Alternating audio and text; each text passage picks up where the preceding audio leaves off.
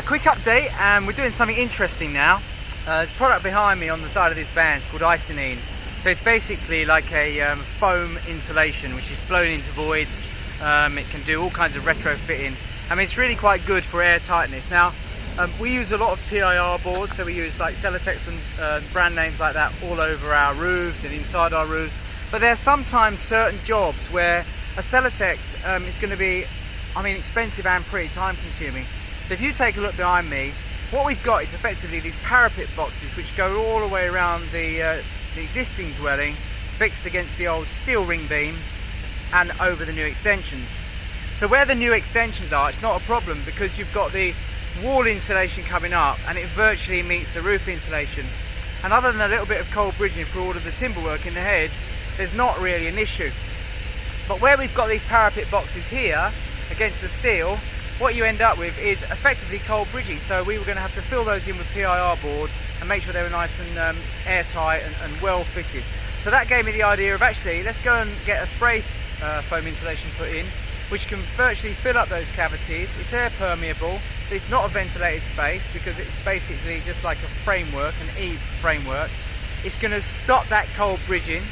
And also, so if I just sort of had a wander indoors and you'll look up and you can see what I mean by cold bridging. So there's the steel behind me, and immediately behind that is that parapet box. So being that this is a warm roof, all the insulation is above here, so effectively this joist void is all in the heated area. So we don't want any condensation or any cold bridging. So that's why we're treating that box with this insulation. We're then going to go around the inside of this steel as well with the same product. So we got a belt and braces job. It gives us about 10 inches of insulation, sandwiching that steel in the middle to eliminate as much cold bridging as possible.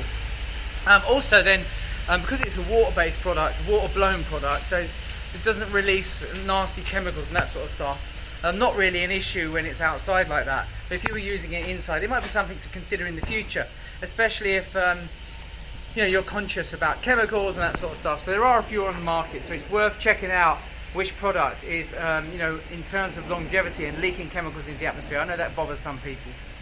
Okay, over here I've got to cut strips of felt, temporary protection, before we put the actual fascia covering on. So I've got them behind me, so I've got a roll 1500 roll, but I thought, how am I going to cut this down to 650mm, which is what I need, without sort of like trying to get the knife going? So I made a simple contraction.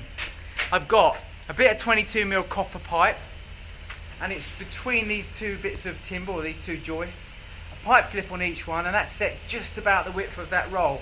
In front of it, I've got a bit of tannalised batten here, and in that tannalised batten I've got two Stanley blades which are clamped with another bit of tannalised batten. So that's clamped to the size I need. So it's a simple job now. I just take the felt, it's a really tricky one to show you, stab it on like this, and then basically put it across, and there you go. It gives me what I need, and now I've got to go around and tack it all on. 100 meters, 100 linear meters of that. Let's get it on. It's best to protect your work. You don't want it to get take moisture on unnecessarily. So the product I'm using is called Icynene. Okay, that's kind of a brand name, and there are quite a few approved contractors doing this. The guys that have come from me haven't come far. They've come sort of 40-50 miles. But you can see behind me what it looks like when it's all done. There we go. But it's pretty quick, a lot quicker than cutting in PIR, and it's airtight, so there's no voids or anything like that. And it's done and dusted. They're in and out in a few hours. Another trade done, and I think it was the most economical, sensible way of going about things. So if you want any more information about it, drop me a message, ask me a question, and I'll be happy to help. In the meantime, thanks for checking out my channel. Sorry about my poor video effort, but I think, well, this is what YouTube's about sometimes. It's just getting the message out there. And in the meantime, thanks to everyone who's subscribed recently. My numbers are growing, I can't believe it actually. It's I don't know why I need all these subscribers or what they're for, but I do know that I get a lot of good feedback, and there's a lot of people genuinely interested in construction, just like me. So keep it up, and I'll see you in the future. Cheers.